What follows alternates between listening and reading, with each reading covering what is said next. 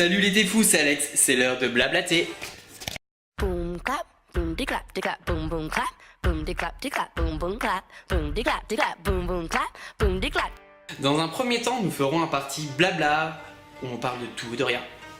Dans un second temps, nous parlerons bien sûr du Darjeeling. Et dans un troisième temps, nous parlerons de thé, de blabla, de blablater. J'espère que vous allez tous bien les fous, ça fait super longtemps qu'on ne s'est pas parlé. Ça va faire pratiquement 2 mois. 2 mois, mais pourquoi? En fait, je vous avais fait des vidéos, mais j'ai eu des problèmes avec mon logiciel vidéo, ce qui a fait que j'ai perdu tous mes fichiers. Beaucoup sur internet m'ont demandé comment je chauffais mon eau. Alors, il y a plusieurs méthodes pour chauffer son eau, mais moi, je suis vraiment devenu un fan ces derniers mois de la bouilloire thermostatique.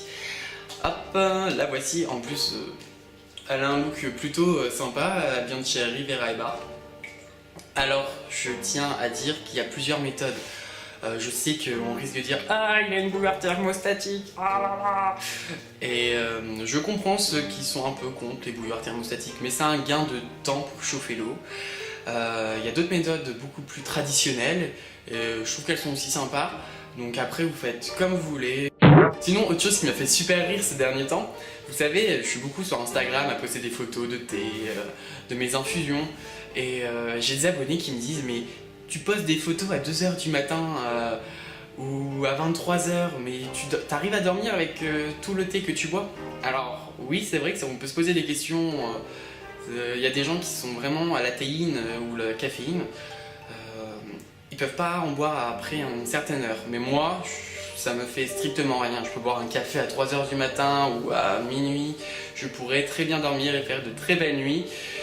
Donc voilà. Mais sinon, oui, pour ceux qui sont sensibles à la théine et à la caféine, privilégiez plutôt des oolongs pour le soir. Hein. Et maintenant, on passe au Darjeeling, partie 2. Pourquoi j'aime autant cette période, le printemps?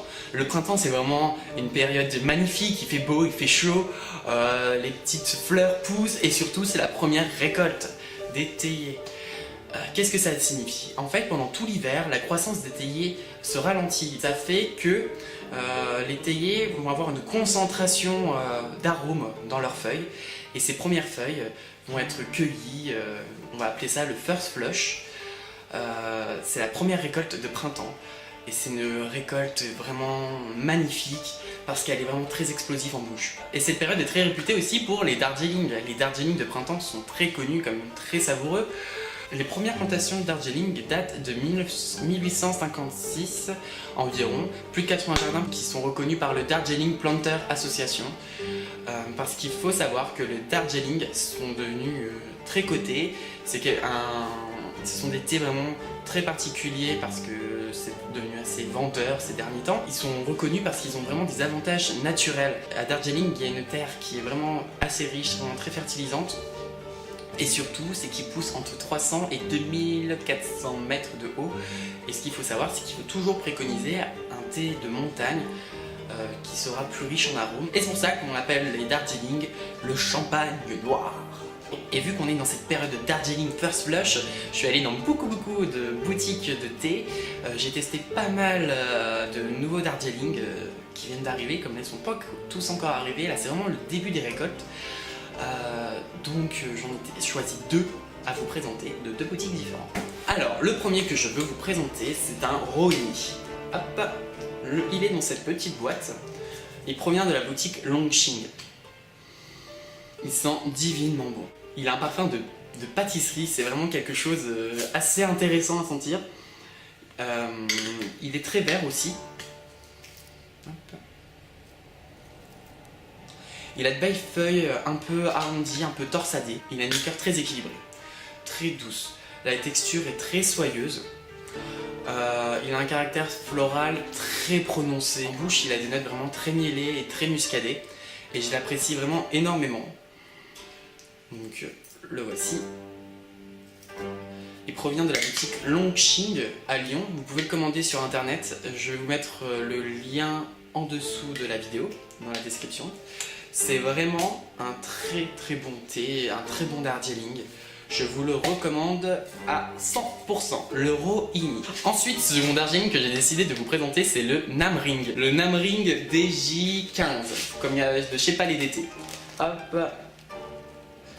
Il faut savoir qu'il y a deux sortes de Namring. Il y a un DJ15, dont celui-ci à 25 €, et un autre à une quarantaine d'euros, le DJ, je ne sais plus combien. Pardonnez-moi, mais de toute façon, il n'y en a que deux pour le moment. Un DJ15 et un autre. Celui-ci, il a un parfum très vert, très floral. On ressent vraiment une odeur de pain grillé qui est totalement différente de l'autre. Comme l'autre, il était plus pâtisserie, plus gourmand. En bouche, il a une texture vraiment très épaisse, très délicate qui le rend vraiment très intéressant. Ensuite, il va avoir vraiment plusieurs arômes, plusieurs notes intéressantes à découvrir. Mais il va y en avoir vraiment tellement beaucoup que ça va apporter une rondeur en bouche sur la longueur. Mais j'aime beaucoup aussi parce qu'on ressent vraiment un petit goût vanillé et ça vraiment j'adore. Donc voilà les thés fous, pour cette fin de deuxième partie, vous savez quels sont mes deux thés Darjeeling que je vous conseille. Le Rohini de chez Longqing et le Namring de chez Palais d'été. Maintenant passons à cette troisième partie. Je vais vous présenter vraiment deux choses. Vous savez que moi je ne suis pas trop thé aromatisé, du moins je ne suis plus trop maintenant.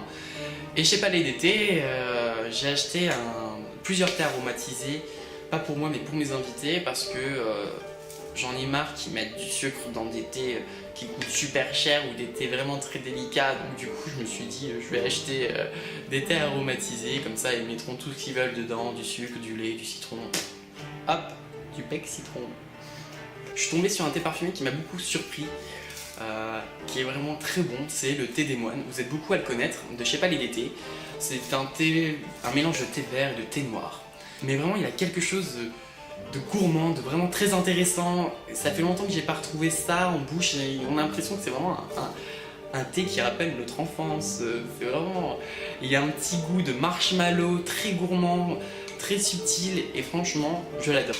Donc je vous recommande ce thé des moines. Moi je le bois très facilement en après-midi, le matin. Il est pas assez fort pour moi pour le matin, mais c'est vraiment un très bon thé de chez Palais d'été que je vous recommande. Vraiment une très belle surprise gourmande. Ensuite je voulais vous parler d'un livre, du livre de Nadia Beko. C'est celle qui a créé les magasins Chayuan, les magasins de thé Chayuan. Et elle a écrit ce livre qui est sorti il y a un an je crois, le thé.